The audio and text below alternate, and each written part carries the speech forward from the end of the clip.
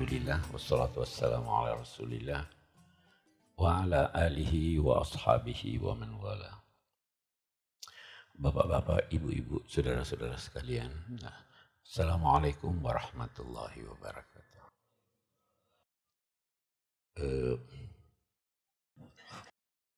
Tidak dapat disangkal bahwa ada sebab-sebab yang menjadikan orang keliru dalam memahami kitab suci Al-Quran. Ulama kita juga yang lalu ada yang keliru. Tidak ada, saya selalu berkata kalau ditanya apa tafsir yang terbaik, saya katakan tidak ada tafsir yang terbaik. Setiap ulama bisa ada salahnya. Nah, tetapi kalau kesalahan yang fatal, itu yang kita tidak mau. Nah, karena itu ulama-ulama memberi rambu-rambu. Jangan ini, jangan itu, jangan begini. Karena kalau tidak kamu salah. Saya beri contoh atau pertanyaan. Apakah semua Al-Quran itu, kalimat-kalimat susunannya itu pemiliknya Allah? Pemilik kalimat itu Allah. Kalau kita lihat ya. Ketika Al-Quran berkata iyyaka na'budu, itu pemiliknya Allah. Allah yang berucap iyyaka na'budu. Nah, itu harus dibedakan nih. Ketika Al-Quran berkata innani anallahu la ilaha illa ana. Ketika Al-Quran menguraikan innallaha faqirun wa nahnu aghnia. Itu siapa itu? Kalau tidak jeli, Anda salah. Itu masih ada Tuhan selain Tuhan. Buktinya Quran berkata kami menyembahmu. Karena itu kata ulama, hati-hatilah memperhatikan siapa yang menyampaikan dan siapa pemilik. Saya berkata, saya mau datang besok. Beritahu Syarif. Syarif berkata, menurut Pak Quraisy, dalam 2 tanda petik, saya akan datang besok, ya kan? Oke. Anda pemilik pembicaraan. Anda hanya menyampaikan pembicaraan. Nah, di Quran ada itu. Ada di Quran uraian yang berbicara tentang orang-orang tertentu, bukan semua orang. Saya beri contoh, kita baca di surat Yasin. Sawa'un alaihim a'anzartahum am lam tunzirhum la yu'minun. Sama saja buat mereka. Kamu beri peringatan atau tidak beri peringatan, mereka tidak akan beriman. Itu semua orang tertentu. Ini harus difahami. Nah, ini biasa. Kita punya saudara-saudara yang ini ambil begitu saja. Ada yang berkata begini.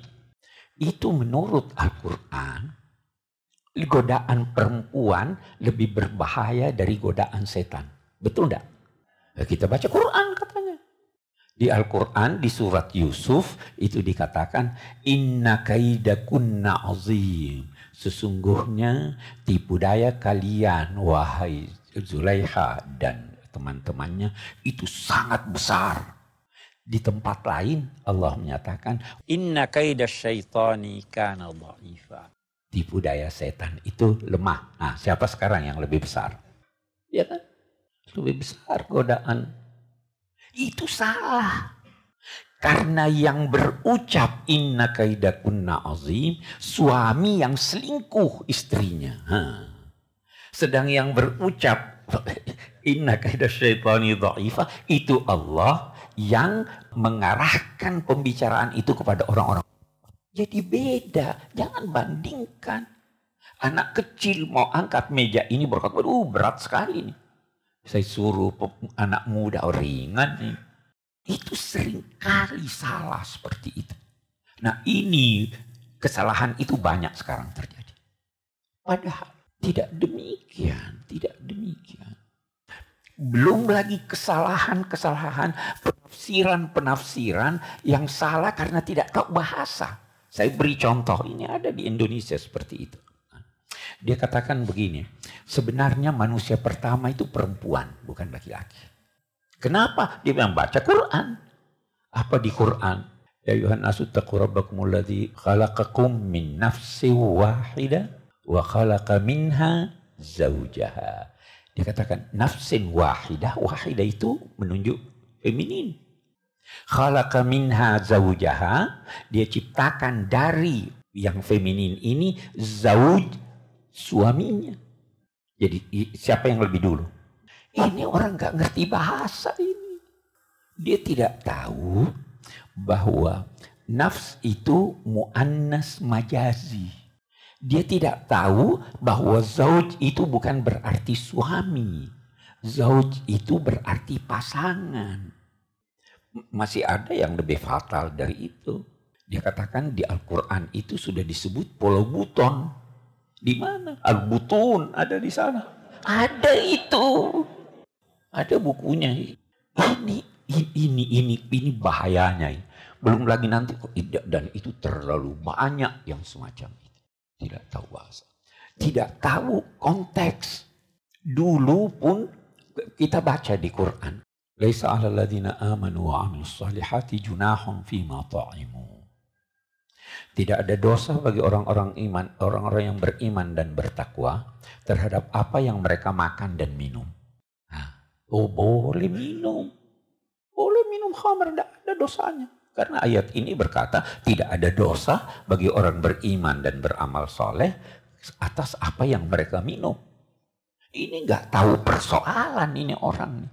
Itu ayat turun berkaitan dengan turunnya larangan minum khamr.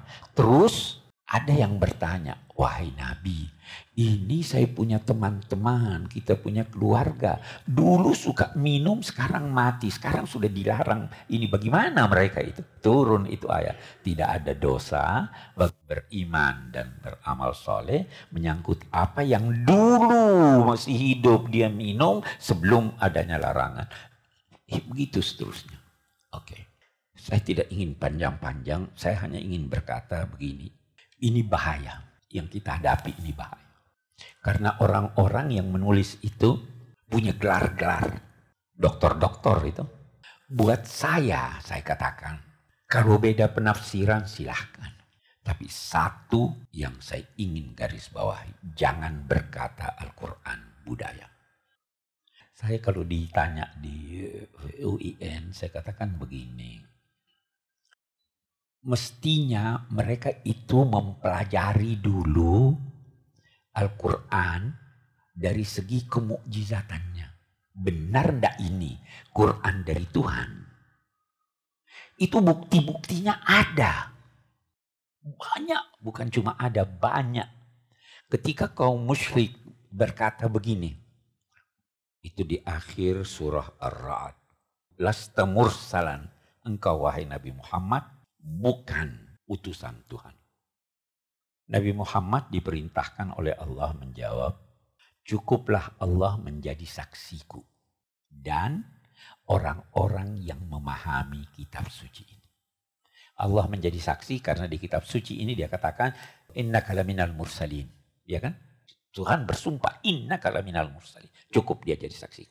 Dan orang-orang yang memiliki pengetahuan tentang Al-Quran. Ini mereka yang berkata budaya tidak memiliki pengetahuan tentang Al-Quran. Kalau dia memiliki pengetahuan tentang Al-Quran, dia akan menemukan bahwa tidak mungkin Quran ini dibuat oleh Nabi Muhammad. Tidak mungkin. Itu dia pelajari mukjizatnya. Dari susunan kata-katanya, dari isyarat ilmiahnya, dari pemberitaan gaibnya. Terlalu banyak bukti yang menunjukkan bahwa tidak mungkin itu. Oleh seorang yang tidak pandai membaca dan menulis. Ya kan? Memberi informasi yang dari hari ke hari terbukti kebenarannya. Itu melalui alat-alat canggih. Ditemukan itu kota Iram. Melalui alat-alat canggih ditemukan perahu Nabi Nuh di Bukit Al-Judi, dikatakan oleh Al-Quran. Melalui penemuan-penemuan arkeologi ditemukan jasad Fir'aun. Tidak mungkin Nabi Muhammad tahu itu. Melalui ungkapan Al-Quran diketahui bahwa asal-usul manusia itu hanya setetes dari setetes air. Dari mana dia tahu ini? Nah, ini kita punya teman-teman, lantas sampai, oh ini budaya, ini perlakukan, tanpa dia baca mukjizat Al-Quran. Kalau dia baca itu, dia akan percaya ini tidak mungkin buatan. Nabi Muhammad sendiri berkata, bukan saya yang karang. Al-Quran sendiri menantang, kalau kamu ragu coba buat seperti Al-Quran. Tidak usah seluruhnya, satu surah saja. Tidak ada yang ini. Jadi sekali lagi saya ingin katakan bahwa buat saya itu garis. Silahkan mau keliru tafsirnya, insya Allah Allah maafkan. Tapi kalau di sini, itu sebabnya di Mesir ada yang berpendapat begini, siapa itu namanya. Itu di pengadilan dimurtadkan, disuruh pisah dia dengan istrinya. Dia punya buku, terkesan dari bukunya bahwa ini budaya, ini harus diubah. Oh berontak. Bersuara keras itu ulama-ulama Azhar terutama. Ini bagaimana nih? Dilarang bukunya, diputuskan, akhirnya dia lari ke Belanda. Di Belanda ditampung. Itu banyak seperti itu, banyak yang seperti itu. Persoalannya tidak percaya bahwa Al-Quran adalah itu. Karena kalau sudah tidak percaya, sudah gampang Anda tolak. Kalau tidak percaya lagi ada Isra Mi'raj, tidak masuk di akal itu, ya kan? Kalau hanya berkata, oh Isra itu dengan mimpi, ditoleransi, coba lihat, ditoleransi, tapi jangan berkata bahwa tidak ada. Yang jelas itu yang saya katakan, kita perlu hati-hati. Kita sangat perlu hati-hati. Apalagi itu tadi dokter-dokter yang tulis. Sehingga itu ada perguruan tinggi yang karena menganggap budaya Nabi Muhammad itu sebenarnya jenius, tapi maksudnya ini. Ada lagi yang tulis itu bahwa itu tadinya ini kebodohan nih, coba lihat. Dia ambil pendapat yang dia salah pahami, baru dia jadikan dasar untuk ininya. Dia berkata begini, ada di majalah Ulumul Quran. Dia katakan begini, itu sebenarnya tadinya Nabi Muhammad ingin merangkul semuanya. Karena itu setelah dia lihat orang Yahudi, orang Nasrani ini menjauh, dia lantas memisahkan diri dari orang-orang Yahudi dan Nasrani dan menyatakan bahwa Ibrahim itu adalah seagama. Islam itu adalah agamanya Nabi Ibrahim. Sampai sekarang kita akui bahwa agama Nasrani, agama yang dibawa oleh Musa itu bersumber dari ajaran Ibrahim. Kita tidak mengklaim bahwa itu kita. Nah, dia berkata lagi begini, sebenarnya waktu di periode Makkah itu Nabi Muhammad masih mengizinkan orang untuk melaksanakan ajaran agama yang dilaksanakan oleh orang Kristen atau ini. Baru dia katakan, semua ulama sepakat tentang itu. Ini nggak benar nih, dari mana nih semua ulama? Ulama berkata, kita lihat, ulama berkata bahwa ajaran nabi-nabi yang lalu yang belum dibatalkan oleh ajaran Islam boleh kita laksanakan. Ajaran nabi-nabi yang lalu yang belum dibatalkan. Kalau boleh kita bisa puasa ala Yahudi. Tapi itu diambil. Tujuannya apa? Mau toleransi. Itu dibawa lagi itu ayat. Innalladzina amanu walladzina hadu wan nasara wassabiina man amana billahi wal yaumil akhir. Sungguhnya orang-orang beriman, orang penyembah-penyembah bintang, orang-orang Nasrani, orang-orang Yahudi selama percaya kepada Allah dan hari kemudian, maka tidak perlu ada rasa takut menimpa mereka. Semua masuk surga. Saya bilang tunggu dulu. Saya biasa membantah itu dengan berkata begini. Kalau saya berkata, saya undang Ahmad hari Rabu makan siang. Semua yang namanya Ahmad saya undang. Anda harus tanya, Ahmad siapa? Ya toh? Hari Rabu kapan? Ya kan? Sekarang Al-Quran berkata, man amana billahi wal yaumil akhir. Siapa yang percaya pada Allah dan hari kemudian. Allah yang mana? Allah yang mana? Allahnya orang Kristen. Jangan repot, tanya Quran saja. Allah itu yang bagaimana? Al-Quran kan berkata, Qul huwallahu ahad, Allahus samad. Nah ini nggak dipakai. Tujuannya toleransi. Kita berkata kita toleransi tanpa kita mengorbankan akidah.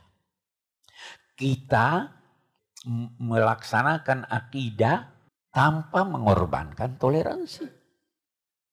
Jadi ini sekarang yang terjadi. Dan itu yang kita berusaha bendung di pusat studi Al-Quran.